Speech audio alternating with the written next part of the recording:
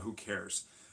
So I've spent a lot of time thinking about retirement. I'm 41 years old, and I was a bartender for 100 years, and I didn't really save anything for retirement. After I was a bartender, I owned a business for 15 years, and there wasn't a whole lot left over all the time to, I should say, it wasn't a priority to save for retirement. But now I'm kind of obsessed with it.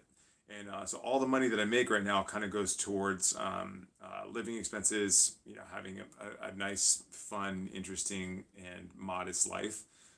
And then the rest of it goes towards saving for my retirement or saving for something for later.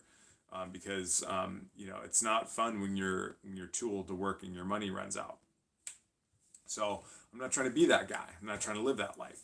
And so I just wanted to share a couple different things that I've been working on that automatically organize my money in a way that I don't have to think about it, but I can also achieve the goals that I want, the financial goals that I want, and have money to live on after I'm too old to want to work.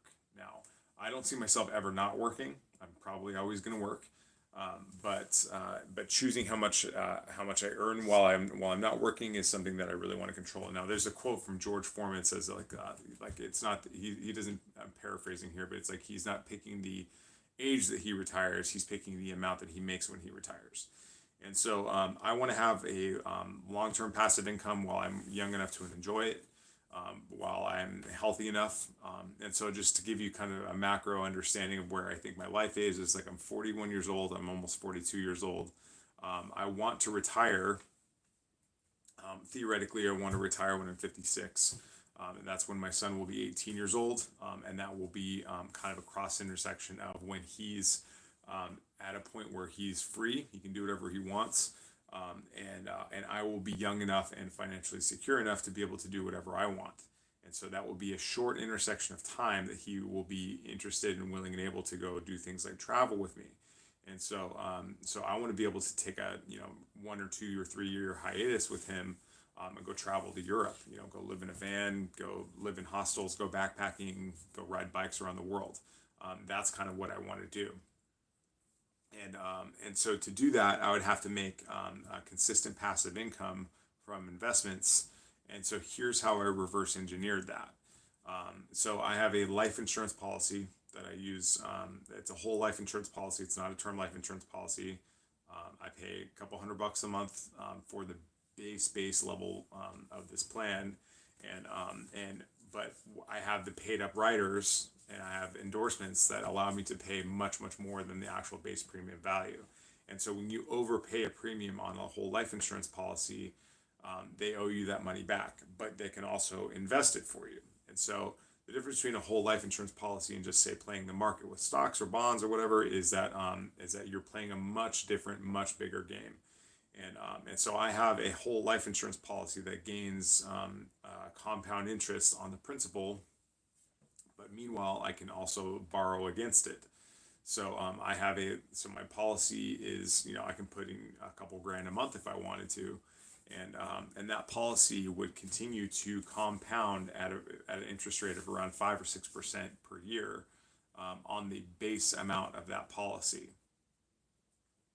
And so that is currently working. And then during COVID, when things got rough, I borrowed against that policy, but so I was using the money twice at the same time.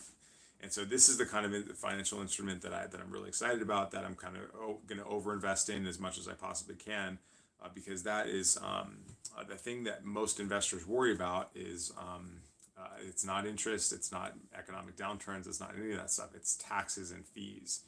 And so, there's no fees to manage the system. There's no, it's tax advantaged. So that there's not a lot of tax when I withdraw because it's just simply an overpayment of funds. It's not a capital gain. So that's how my money is sitting for the long term. So I have, like with my real job, I have a 401k, which allows me to, which the company matches, and which is great, but it's typically going to go into a managed mutual fund, which means that there's taxes and fees there. So the money that I put in will hopefully do better than the index, but it's not guaranteed. And it's managed typically by people who think that they're smarter than the world. So I believe that the economy is not tied to the market. I think that they are both mutually exclusive things. And so I will bet on the economy first before I bet on the market. And so that's why I like to have like large safe. I like to have my money lumped in with large safe investments, like an insurance fund, for instance. And we're talking about billions, hundreds of billions of dollars that they make very very small, very low key investments, and it's very very safe. So I listened to Money Master the Game a lot again. I did that. I read the book a couple years ago, and I read it again, and I was just like, what am I doing? And one thing that I took away from this time was that I'm building in giving into my money, into the money that I make. And so I've decided on a charity that I want to give consistently to, because I think what goes around comes around. And I don't make a lot of money. I don't make an enormous amount of money, anyways. I would say I'm right there in the middle class. And what's going to make the difference between me and a lot of other people is that I'm putting my money into a bunch of different things that are not dependent on the American economy. They're not dependent on stonks or cryptocurrency or any of these things that are just like highly volatile and very much subject to people's whatever they think is cool or not cool that particular day. And so screw that. I'm not trying to be on that world where it's just ups and downs all the time. It sounds very stressful for me. So I don't do that, and I just I plot my money away. I have a certain percentage I do 5% for giving, 15% for investing, 15% for spending my money right now. Or sorry, 20% for investing right now. About 60% for living expenses. And then each of those buckets of money is also broken out. So the charitable donation goes into two different places, but this happens every week, so I don't even see it. So like on Friday I get paid, and then on Monday it just goes out, and it's just gone. And I'll see it in 30 years. But meanwhile, it's parked in a safe place that's not subject to crazy volatile marketing conditions, and I don't have to think about it. So any money that I make on top of that is for risky investments, and the risky investments are things like business ideas that I have, or things that I want to invest in with other people, or partnerships that I want to get into, or a product that I want to create.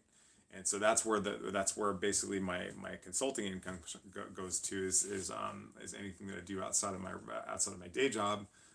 Goes to those kind of investments, and some of those they're going to hit, some of them are going to miss. But I've spent like the last 15 years developing competencies in how to make things miss a little bit less. So I'm good with that. But my strategy right now is invest as much as possible, spend as little as possible, live very modestly, and ethically and legally avoid as much taxes and fees as possible. That's pretty much it. But other than that, I'm not trying to beat the market. I'm not trying to do anything fancy. I'm not trying to win. I'm just trying to play the index and toe the line for the next 30 years. Perform good work, get better at what I do, invest in knowledge, invest in understanding, invest in mentoring. And that's basically my retirement plan. And so hopefully that will net out into a place where I'm hopefully still healthy at 56, when my son is 18 years old, and then that'll give me about 30 years to enjoy my retirement before I start to get sick, and then 10 years after that, if I'm lucky, then I'll die. And then just the fun part about whole life insurance policies is that my policy goes until I'm 100 years old. And by the time I'm 56, the policy will be, I'm not going to tell you how much it's going to be worth, but by the time I'm about ready to die, then it'll be worth several $1,000,000. And so not only will I be able to live on that money while I'm alive, because I have long-term disability, long-term illness riders and stuff like that on there.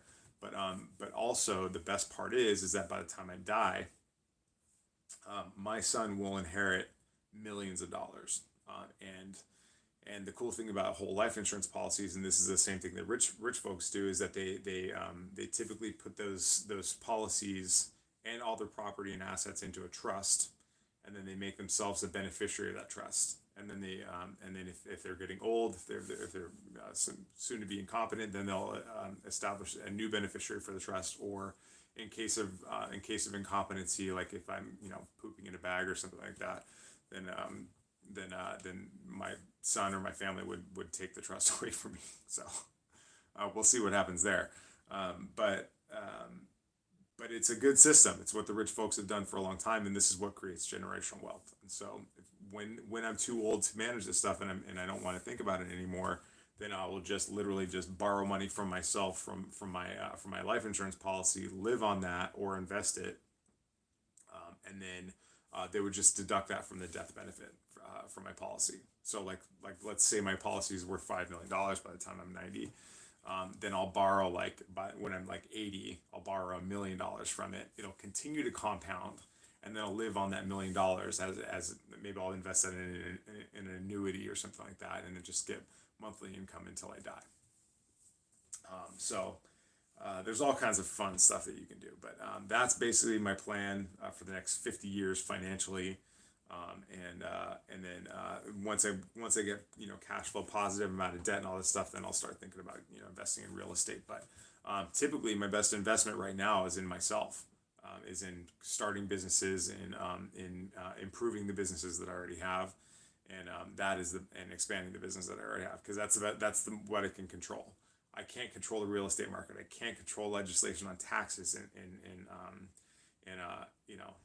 but I can control what businesses I buy, how much I improve them, and I can control, the estate tax, like the way I organize my money in a way that I'm avoiding taxes and fees. So when you see billionaires and people, very, very wealthy people that are just irritated by taxes and fees, and you see that they don't pay any money in taxes, it's probably because they don't own anything.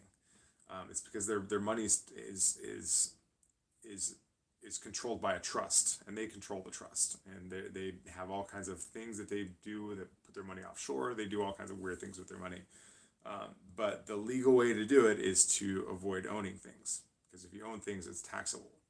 So yeah, that's my strategy. I'm sticking to it for now, unless you have a better idea, in which case I'm all ears, because of the nature of compound interest, even a slight error at this point could be worth millions of dollars. So I won't,